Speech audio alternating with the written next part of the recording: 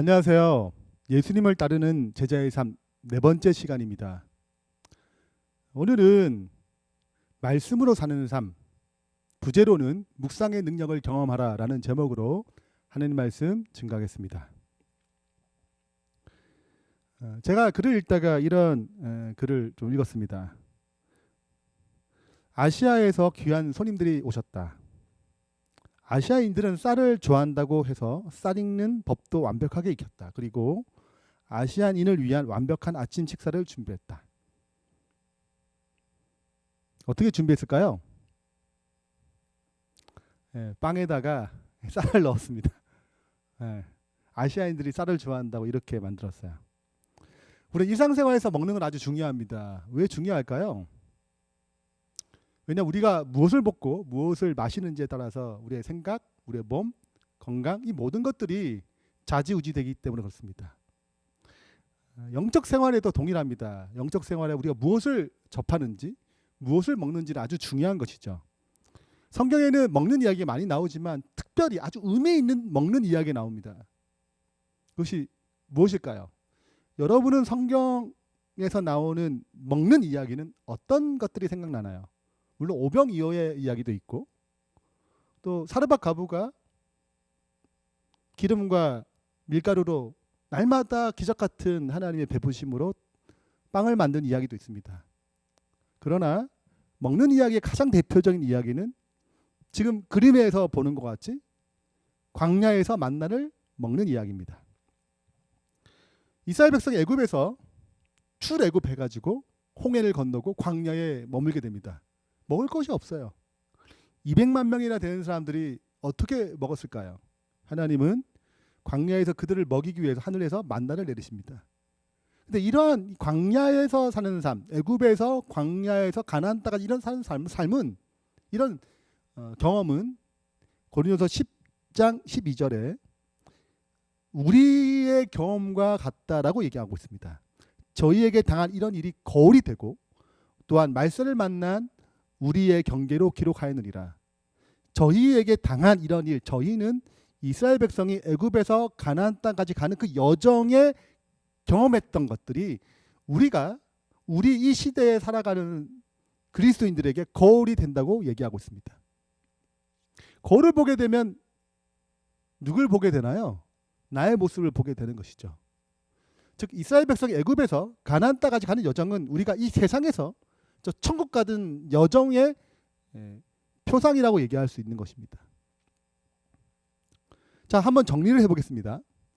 도표를 보시면 애굽에서 가나안 땅 가는 이 여정은 우리가 세상에서 천국으로 가는 여정과 같습니다. 애굽에는 두 가지 형편이 있었는데 하나는 종으로 살아야 되고 또 사내 아이는 다 죽이라는 사형 명령을 내렸습니다. 민족이 말살되는 정책이죠. 우리도 이 세상에서 다음과 같습니다. 죄를 범하는 자마다 죄의 종이니 로마서 6장 23절에는 죄의 삭은 사망이니라. 그러므로 우리도 이 세상에서 동일한 형편에 있는 것입니다. 애굽에서 이스라엘 백성을 건져내기 위해서 하나님께서 모세를 부르셨습니다. 그 이름의 뜻은 건져냄입니다. 이 세상에서 누굴 보내셨습니까? 모세의 실체 대신 예수님을 보내셨습니다. 예수님의 이름의 뜻이 구원하여 냄입니다. 자, 어떻게 이스라엘 백성을 건져내셨나요? 10가지의 재앙을 내립니다. 그러나 첫 번째부터 9번째 재앙은 하나님께서 애굽 백성들에게만 내리도록 그 재앙을 허락하셨어요.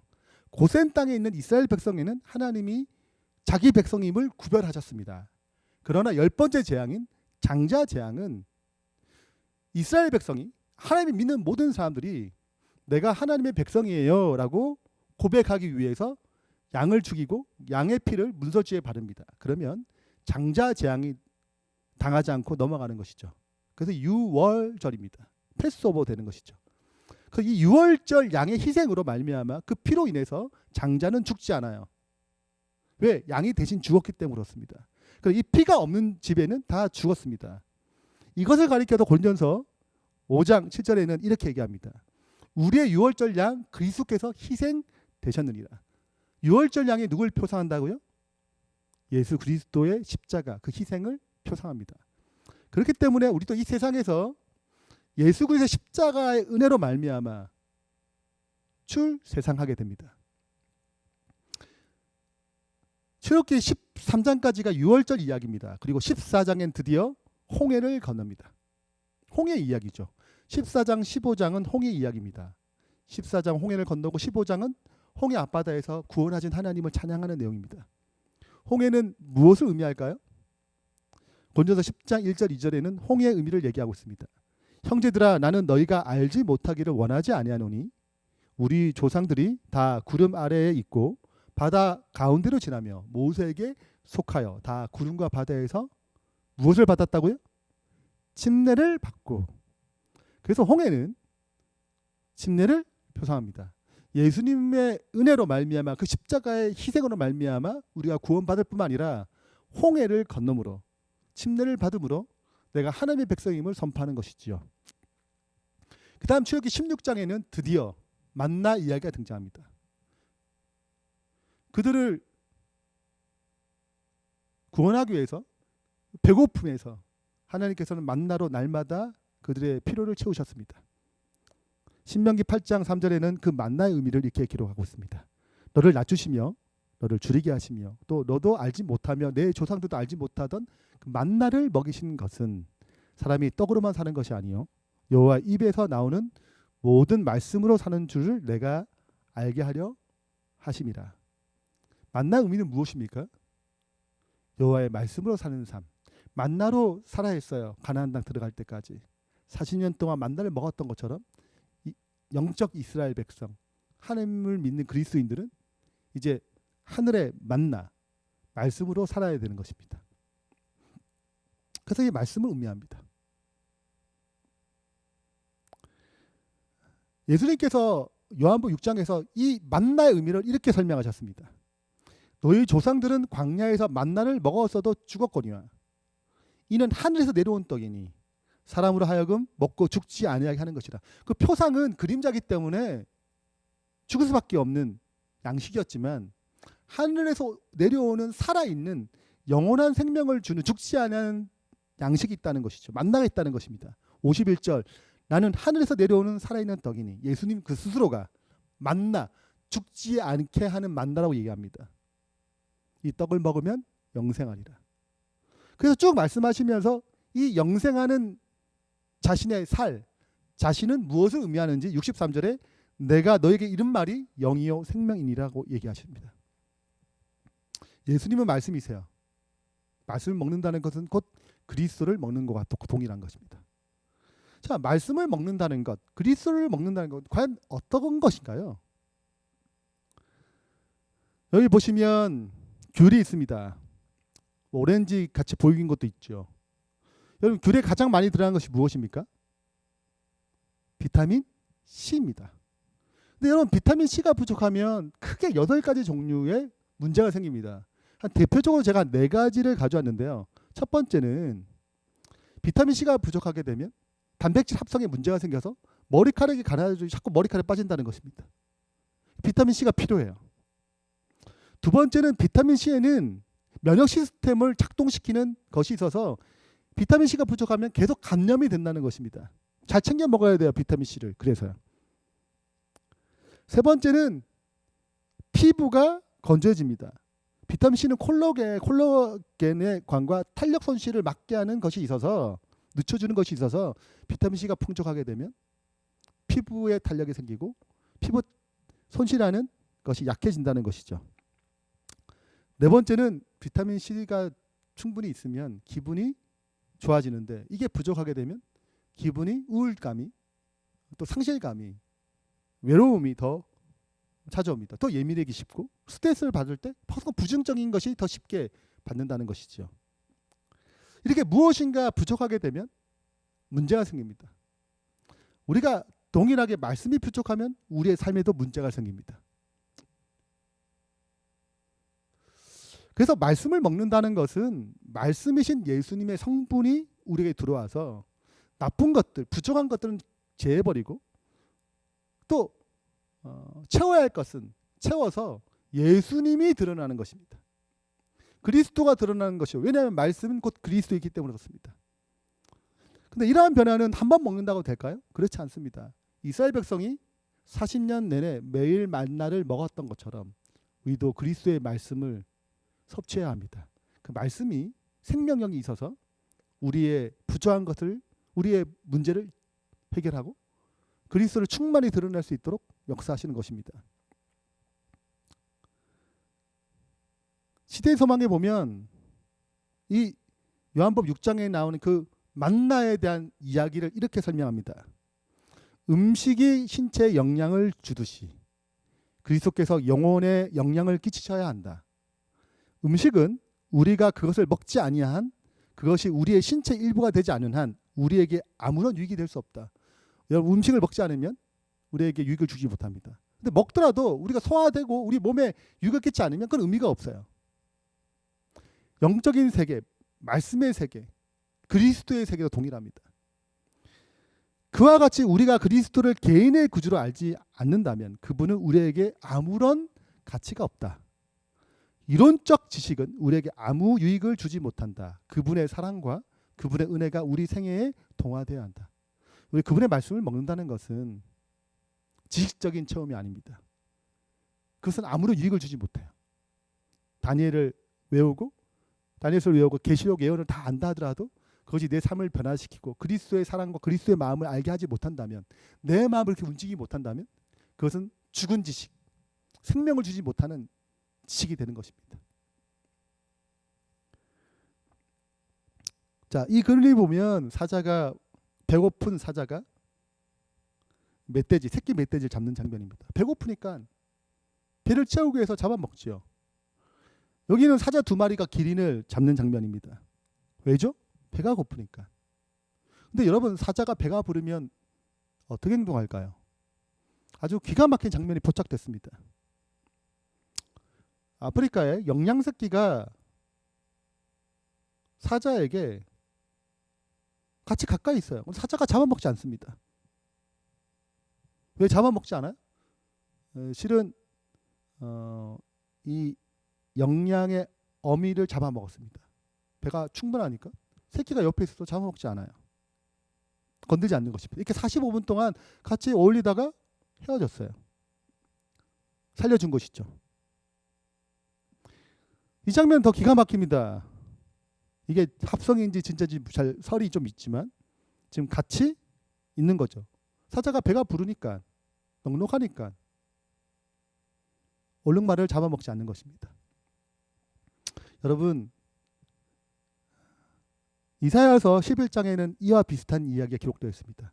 그때 이리가 어린 양과 함께 살며 표범이 어린 염소와 함께 누우며 송아지와 어린 사자가 살찐 짐승이 함께 있어 어린아이에게 이끌리며. 이리와 어린아이 같이 있을 수 없어요. 표범과 염소가 어떻게 함께 있겠어요? 잡아 먹어야 되는데. 근데 같이 어울리는 것입니다. 젖먹는 아이가 독사의 구멍에서 장난하며 젖된 아이가 독사의 굴에 손을 넣으리라. 근데 해를 받지 않는다는 것입니다. 그 이유를 9절에는 이렇게 설명합니다. 내 거룩한 산 모든 곳에서 해됨도 없고 상함도 없을 것이니 이는 물이 바다를 덮음같이 여호와를 아는 지식이 세상에 충만할 것입니다. 여호와를 아는 지식이 충만하게 되면 화해가 일어납니다. 남을 비난하지 않아요. 남을 괴롭히지 않습니다.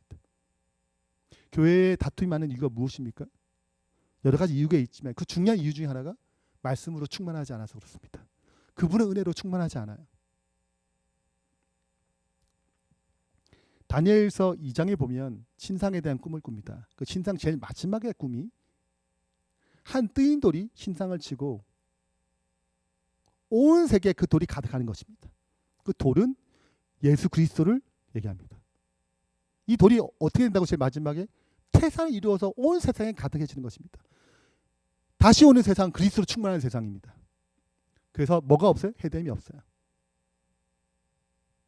상함이 없습니다. 관계가 깨지지 않는 것입니다. 말씀으로 충만한 상태이기 때문에 그렇습니다. 오늘 우리의 삶 가운데, 내 삶 가운데 혹시 말씀으로 충만한 삶을 살지 못하고 있지 않습니까? 너무 형식적으로 보고 있지 않나요? 너무 바빠서 말씀을 손에 들 시간이 없지 않나요? 그래서 왠지 내 삶이 짜증나고 불평이 많고 흔들리고 다시 어디 돌아가야 됩니까? 말씀으로 돌아가야 합니다. 말씀에 충만함이 필요합니다. 그리스도의 말씀을 통하여 나의 문제를 해결하고 그리스도를 드러내야 하는 것입니다. 이것이 제자의 삶의 모습입니다. 그런데 예수님은 그 제자들을 그렇게 훈련시켰어요. 말씀으로 풍성하게 채우도록 이끄셨습니다. 이어서 마태복음 출애굽기 16장에는 이어서 19절에 이렇게 얘기합니다. 모세가 그들에게 이르기를 아무든지 아침까지 그것을 남겨두지 말라 했으니 만나를 거두잖아요. 다음 날 두지 말라고 합니다. 다음 날 또 만날 내릴 거니까 그 다음 날 두게 되면 썩게 된다고 얘기했어요. 그러나 믿지 못했습니다. 만나를 남겨뒀어요. 그래서 아침에 썩고 냄새가 났습니다. 모세가 얘기하는 것입니다. 그들이 모세에게 순종하지 아니하고 더러는 아침까지 두었더니 벌레가 생기고 냄새가 난지라 모세가 그들에게 노하니라. 왜 믿지 못하냐 이거예요. 냄새 나고 썩어서가 문제가 아니에요. 왜 하나님 믿지 못하냐 이것입니다. 하나님 믿으라는 것입니다. 광야에 살아가는 삶은 하나님을 믿는 삶이에요. 그 말씀을 믿는 삶입니다. 35절에 보면 사람이 사는 땅에 이르기까지 이스라엘 자손이 40년 동안 만나를 먹었으니 곧 가나안 땅 접경에 이르기까지 그들이 만나를 먹었더라. 우리가 세상에서 천국까지 가는 가운데 매일 먹어야 될 양식이 만나입니다. 말씀이에요. 근데 생각해 보세요. 만나는 그 다음 날 되면 썩어 없어집니다. 오늘 먹어야 할 양식은 오늘 먹어야 돼요. 어제 것을 오늘로 당겨올 수 없는 것입니다. 물론 여섯째 날 만나가 2배가 내렸습니다. 그러나 안식일에 먹을 양식이 썩지 않은 거죠. 어제 먹은 양식이 썩는 것이 아닙니다. 그러니까 그날의 양식은 그날 먹는 거예요. 어제 먹은 양식 가지고 오늘을 살 수 없는 것입니다.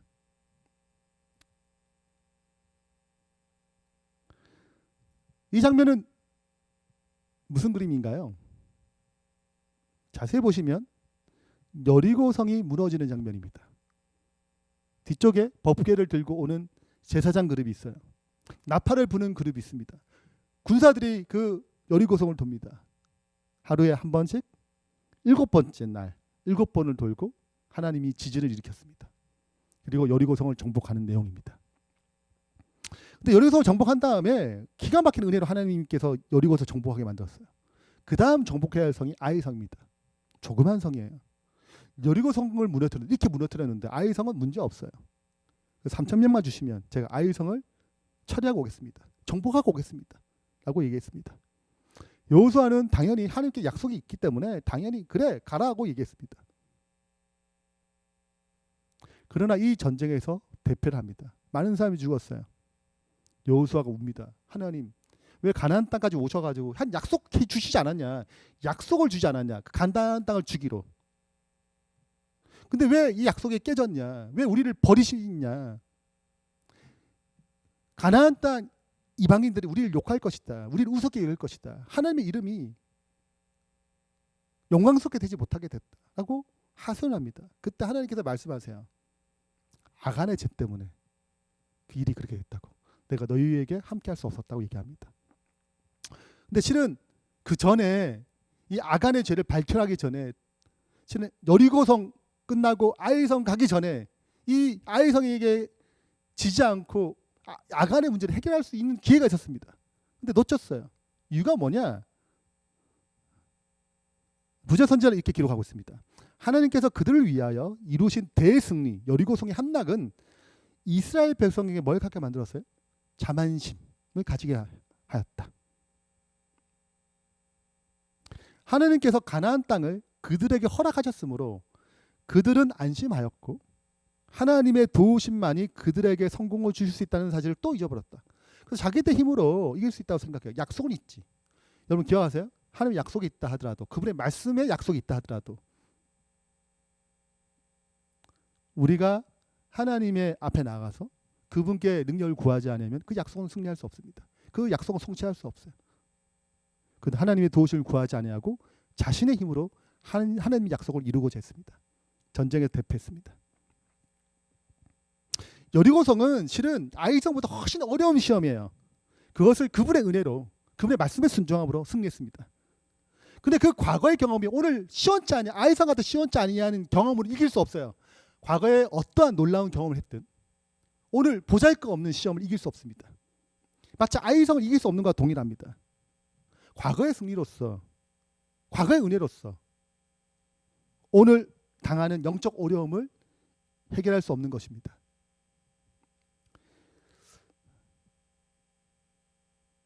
그렇기 때문에 어제 만나를 가지고 오늘 살 수 없어요.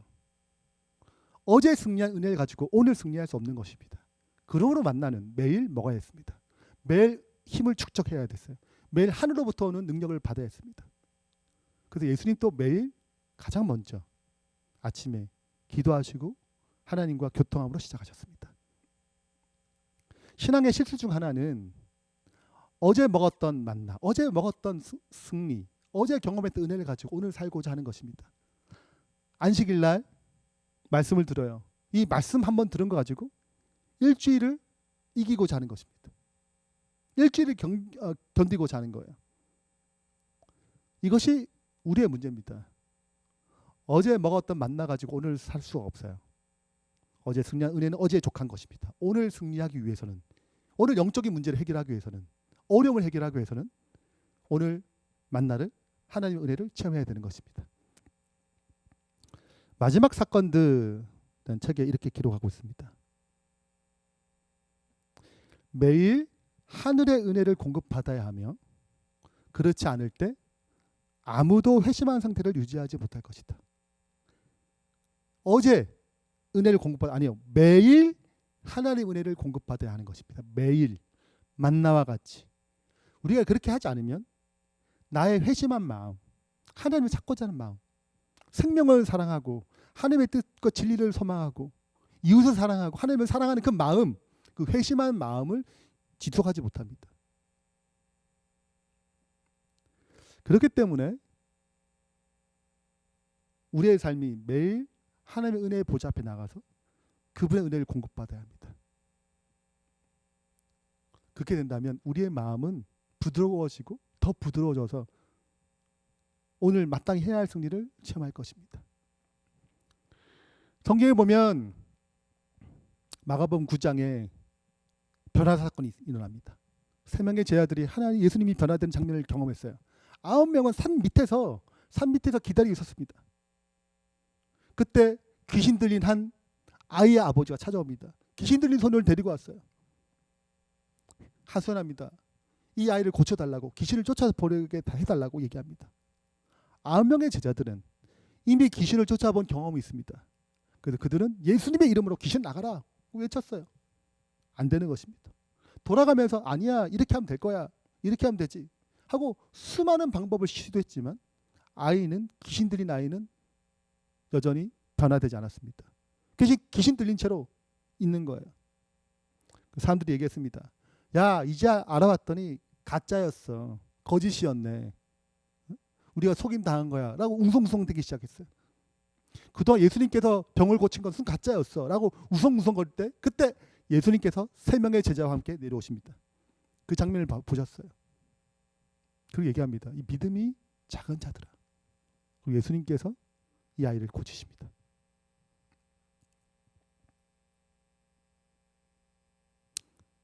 이유가 뭘까요? 근데 왜 실패했을까요? 마가복음에는 이렇게 합니다. 기도 외에는 이런 유가 나갈 수 없느니라. 그들은 마땅히 예수님께서 3명의 제자들을 데리고 산에 올라가셨을 때 그들은 9명은 시기 질투로 있는 것이 아니라 왜 제 3명만 데려가? 우리 편애하는 거야? 그렇게 있는 것이 아니라 그런 감정으로, 그 불평하고 불만한 감정으로 있는 것이 아니라 기도하고 기다리고 하나님의 섭리를 붙잡고 하나님의 사랑을 그 오해되지 않도록 그 마음을 다스리면서 기도해 해야 될 시간이었어요. 그러나 그들은 기도하지 않았습니다. 믿음을 발휘할 수 없었어요. 말은 똑같이 했어요. 그리스도 이름으로 귀신 나가라. 말은 똑같이 했지만 능력이 없었습니다. 그건 실패할 수밖에 없었어요. 그들은 그 문제를 해결하기 위해서 그날 받아야 할 은혜를 붙잡아야 했습니다. 오늘 우리의 삶 가운데 능력의 근원이신 예수님 놓치지 않고 있습니까? 오늘 받아야 할 은혜를 놓치고 있지 않나요?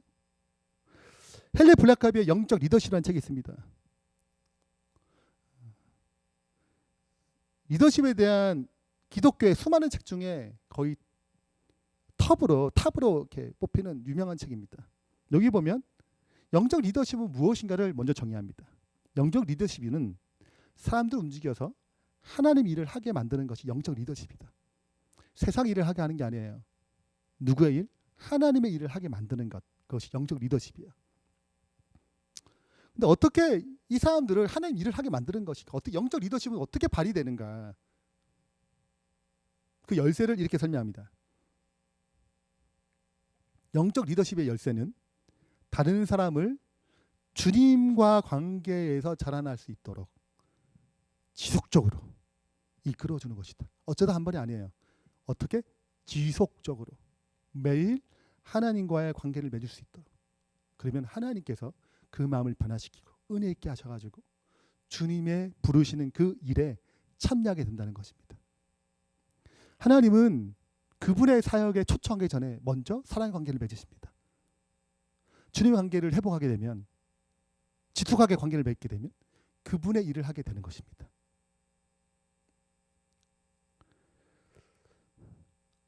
결론을 맺겠습니다. 한번 우리를 생각해 보세요. 나는 매일 말씀으로 하나님의 은혜를 공급받고 있습니까?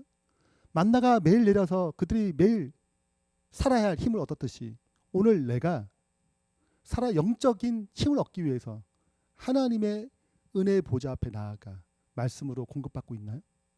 아니면 너무 바빠가지고 내게 할 게 많은데 그런 시간이 어디 있어? 그러니까 예배에 참석하는 게 어디야? 이렇게 하고 내 마음을 완악하게 하고 있지 않습니까? 이런저런 핑계로 그분의 관계가 멀어지지 있지 않나요? 말씀의 은혜를 공급받고 있지 못하고 있지 않습니까? 두 번째 생각해 보세요. 말씀이 지식으로 머물지 않고 삶을 변화시키는 은혜가 되고 있습니까? 어쩌면 말씀을 많이 알 수 있어요. 근데 삶을 변화시키는 능력이 되지 못할 수 있습니다. 바리새인들은 말씀을 많이 알았습니다. 매일 말씀도 봤어요. 그러나 그것은 변화시키는 은혜를 주지 못했습니다. 오늘 내가 말씀을 보고 말씀 앞에 설 때 그 말씀이, 그 지식이 이론으로 머무는 것이 아니고 나의 삶을 변화시키고 그분을 더 깊이 담게 하는 그런 진정한 말씀, 생명이 있는 말씀으로 찾아가고 있습니까? 오늘 우리의 삶을 돌아보면서 그러지 못한 부분이 있다면 진정으로 회개하고 주님 앞에 나아가서 말씀으로 세워지는 주님의 제자가 되길 바라면서 말씀 마치겠습니다. 기도하겠습니다. 하늘에 계신 하나님 아버지, 오늘 우리를 말씀으로 초대해 주셔서 감사합니다. 그러나 얼마나 자주 날마다 먹어야 할 말씀을 붙잡지 못하고 어제 먹었던 은혜로, 어제 경험했던 승리로, 과거에 내가 체험했던 그 은혜로 오늘을 살고자 할 때가 얼마나 많은지 주님, 이러한 어리석음을 용서해 주시고 오늘 먹어야 할 그 양식을 먹음으로 오늘 닥쳐진 영적인 문제를, 삶의 문제를 해결할 수 있는 능력의 제자 되도록 아버지여 축복해 주시옵소서. 그래서 주에 오시는 그 가나안 땅에 들어갈 날까지, 천국에 들어갈 날까지 매일 주님과 말씀으로 세워지고 말씀으로 적용하고 말씀으로 살아가는 신실한 주의 제자가 되도록 도와주시옵소서. 예수 그리스도 이름으로 축원하며 기도합니다. 아멘.